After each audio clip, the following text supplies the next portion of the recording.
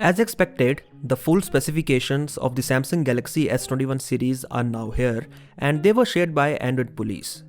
With this, the only thing that we don't know yet about these phones are the prices at which they would launch. But looking at all these leaks, it won't be a surprise if we get to know the prices pretty soon. Android Police also said that they have seen the official renders of these phones, but they decided not to share those in order to protect the identities of their sources. But they did say that the CAD renders of the Galaxy S21 and S21 Ultra that we have seen already accurately show the final designs of these phones. So starting with the Samsung Galaxy S21, it has a 6.2-inch display just like on the Galaxy S20, but while the Galaxy S20 had a WQHD Plus display, the Galaxy S21 has a Full HD Plus screen. So this is definitely a downgrade from last year. The refresh rate, however, remains the same, that is 120Hz. The chipset powering this phone is the Snapdragon 875 or the Exynos 2100 depending on the market, and there is a 4000 mAh battery. The Galaxy S21 has a triple camera setup on the back, and on paper it is the exact same camera setup as on the Galaxy S20. So there is a 12 megapixel main camera, a secondary 12 megapixel ultra wide camera, and a 64 megapixel telephoto camera.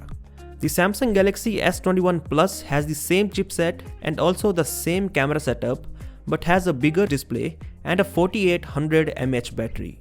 Again, the display is Full HD Plus and not WQHD Plus as on this year's S20 Plus. Finally, there is the Samsung Galaxy S21 Ultra, which has the maximum upgrades over this year's S20 Ultra. First, it has a 6.8-inch WQHD Plus LTPO panel with adaptive refresh rate, which means the refresh rate can go as low as 1 Hz and as high as 120 Hz depending on the content on the display. The peak brightness this time is 1600 nits, which is even higher than the 1400 nits peak brightness of the display on S20 Ultra. It is also being rumored that this time Samsung has improved the aspect ratio to 3 million to 1 as opposed to the 2 million to 1 on the previous generation. In short, the display on the Samsung Galaxy S21 Ultra is definitely the best display that Samsung has ever put on its phone. Coming to the cameras now, the Galaxy S21 Ultra has 4 cameras on the back that include a 108 megapixel primary camera, a 12 megapixel ultra wide camera, a 10 megapixel telephoto camera with 3x optical zoom, and a 10 megapixel periscope camera with 10x optical zoom. This also means that Samsung is bringing back the 100 times space zoom. Both the telephoto cameras have 130% bigger pixels and also dual pixel autofocus. For even better focusing, there is laser autofocus as well.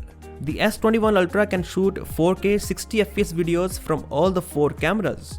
Also, the main 108 megapixel camera can shoot 8K 30fps videos now, which is an upgrade over the 8K 24fps video recording of the S20 Ultra.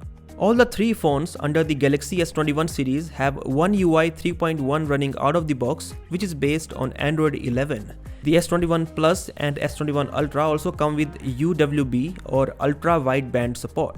Finally, here are the color options for the Samsung Galaxy S21, S21 Plus and S21 Ultra. So these were the leaked specifications of the Samsung Galaxy S21 series, and looking at these, it looks like only the S21 Ultra gets some major upgrades over the previous generation. What do you think? Do let me know via the comment section below. As always, I'll catch you in the next one.